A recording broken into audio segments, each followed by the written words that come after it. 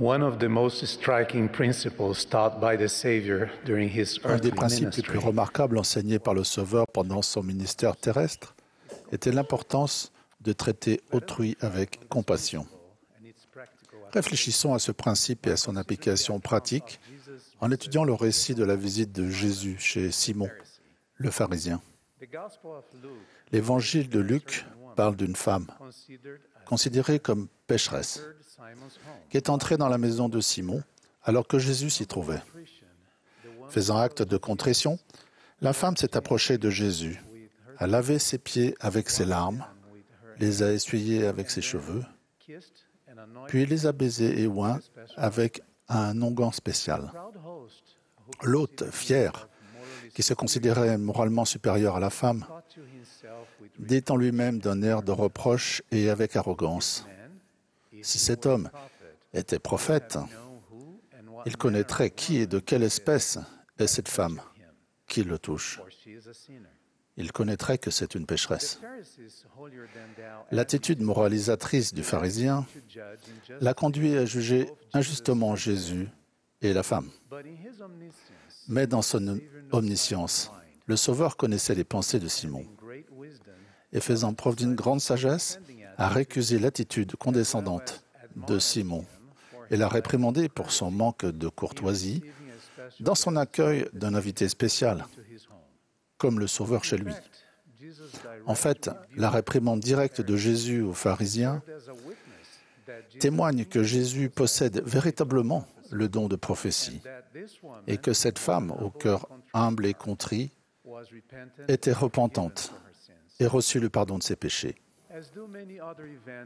Comme c'est le cas pour de nombreux autres événements du ministère terrestre de Jésus, ce récit démontre une fois de plus que le Sauveur a agi avec compassion envers toutes les personnes qui venaient à lui, sans distinction, et plus particulièrement envers celles qui avaient le plus besoin de son aide. La contrition et l'amour respectueux que cette femme a montré envers Jésus sont la preuve de son repentir sincère et de son désir de recevoir la rémission de ses péchés. Cependant, le sentiment de supériorité de Simon, associé à un cœur endurci, l'ont empêché d'exprimer de l'empathie envers cette âme repentante et l'ont amené à traiter le Sauveur du monde avec indifférence et mépris. Son attitude révélait son mode de vie, qui n'était rien de plus qu'une observance stricte et vide de règles et une manifestation extérieure de conviction à travers une fausse et suffisante sainteté. Le service compatissant et individuel de Jésus dans ce récit est le modèle parfait de la manière dont nous devons interagir avec nos semblables. Les Écritures contiennent de nombreux exemples de la manière dont le Sauveur, ému d'une compassion profonde et infinie, a interagi avec ses contemporains et a aidé ceux qui souffraient et ceux qui étaient languissants et abattus, comme des brebis qui n'ont point de berger. Il a tendu sa main miséricordieuse vers les personnes qui avaient besoin d'être soulagées de leur fardeau physique ou spirituel. L'attitude pleine de compassion de Jésus est ancrée dans la charité, c'est-à-dire son amour pur et parfait, qui est l'essence de son sacrifice expiatoire. La compassion est une caractéristique fondamentale des personnes qui s'efforcent d'atteindre la sanctification. Et cette qualité divine est interdépendante d'autres vertus chrétiennes, comme celle consistant à pleurer avec ceux qui pleurent et faire preuve d'empathie, de miséricorde et de gentillesse. Le fait d'exprimer de la compassion est en réalité l'essence de l'évangile de Jésus-Christ et la preuve évidente de notre proximité spirituelle et émotionnelle avec le Sauveur. De plus, cela montre le niveau d'influence qu'il a sur notre mode de vie et prouve l'étendue de notre esprit. Il est instructif d'observer que les actes de compassion de Jésus n'étaient pas occasionnels ou la manifestation obligée d'une liste de tâches à accomplir, mais l'expression quotidienne de son amour pur envers Dieu et ses enfants et son désir constant de les aider. Jésus pouvait identifier les besoins des gens, même à distance. Il n'est ainsi pas surprenant, par exemple, qu'immédiatement après avoir guéri le serviteur d'un centurion, Jésus s'est rendu de Capernaum à une ville appelée Naïn. C'est là que Jésus a accompli l'un de ses miracles les plus tendres de son ministère terrestre. Lorsqu'il a commandé à un jeune homme décédé, le fils unique d'une veuve, de se lever et de vivre. Jésus a non seulement ressenti la souffrance intense de cette pauvre mère, mais aussi les circonstances difficiles de sa vie, et il a été ému d'une compassion réelle envers elle. Comme la femme pécheresse et la veuve de Naïn, de nombreuses personnes dans notre cercle d'influence recherchent le réconfort, l'attention, l'inclusion et toute l'aide que nous pouvons leur offrir. Nous pouvons tous être des instruments entre les mains du Seigneur et agir avec compassion envers les nécessiteux, comme l'a fait Jésus. Je connais une petite fille qui est née avec une fente labiale importante et un bec de lièvre. Le deuxième jour de sa vie, elle a dû subir la première de nombreuses opérations. Émue par une véritable compassion pour les personnes qui font face aux mêmes défis, cette fille et ses parents s'efforcent de soutenir, de faire preuve de compréhension et d'aider émotionnellement les personnes qui ont cette même réalité à affronter.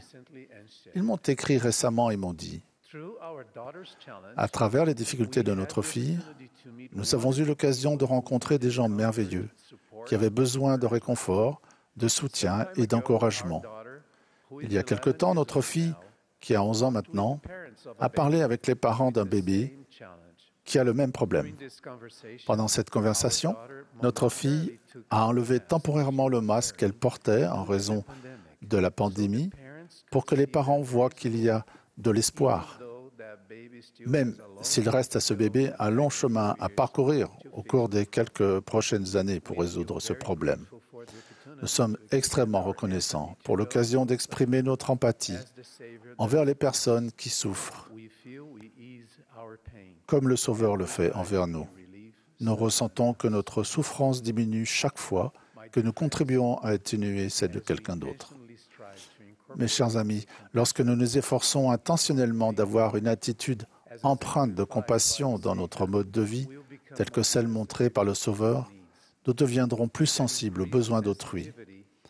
Grâce à cette sensibilité accrue, des sentiments d'intérêt véritable et d'amour imprégneront chacune de nos actions. Le Seigneur reconnaîtra nos efforts et il nous bénira certainement avec des occasions d'être des instruments entre ses mains pour adoucir les cœurs et apporter du soulagement aux personnes aux mains languissantes. La réprimande faite à Simon, le pharisien, par Jésus, a également confirmé le fait que nous ne devons jamais juger nos semblables avec dureté et cruauté, parce que nous avons tous besoin de la compréhension et de la miséricorde de notre Père céleste aimant pour nos imperfections. N'est-ce pas exactement ce que le Sauveur a enseigné lorsqu'il a déclaré « Pourquoi vois-tu la paille qui est dans l'œil de ton frère et n'aperçois-tu pas la poutre qui est dans ton œil ?» Nous devons admettre qu'il n'est pas facile de comprendre toutes les circonstances qui contribuent à l'attitude et à la réaction de quelqu'un. Les apparences peuvent être trompeuses et ne permettent souvent pas d'évaluer avec justesse le comportement de quelqu'un. À la différence de vous et moi, Le Christ est capable de voir clairement toutes les facettes d'une situation donnée. Même s'il connaît toutes nos faiblesses, le Sauveur ne nous condamne pas hâtivement, mais il continue de travailler avec nous, avec compassion, dans la durée, pour nous aider à ôter la poutre de notre œil. Jésus regarde toujours au cœur, non à ce qui frappe les yeux. Il a lui-même déclaré, « Ne jugez pas selon l'apparence. »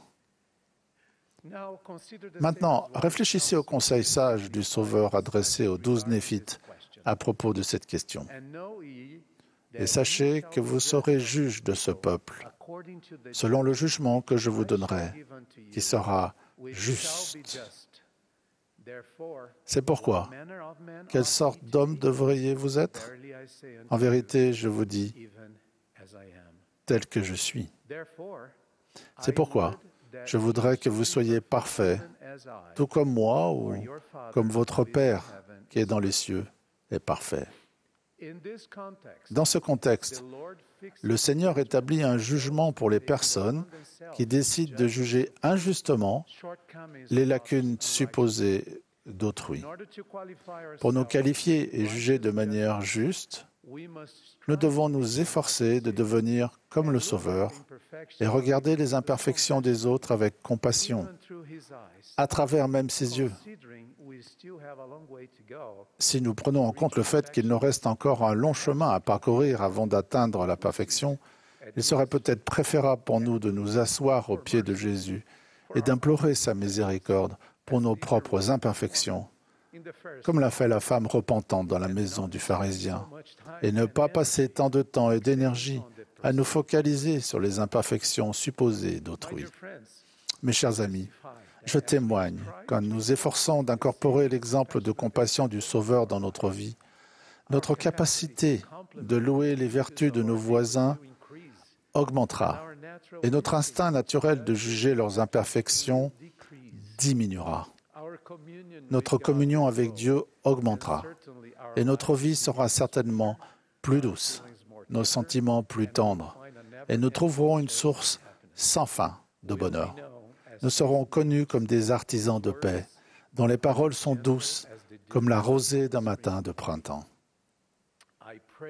Je prie pour que nous devenions plus longanimes et compréhensifs envers nos semblables, et que la miséricorde du Seigneur, d'une manière parfaitement douce, apaise notre impatience envers les imperfections des autres. C'est l'invitation que le Sauveur nous lance. Je témoigne qu'il vit. Il est le modèle parfait d'une vie de disciple miséricordieux et patient. Je témoigne de ces vérités au saint nom du Sauveur Jésus-Christ. Amen.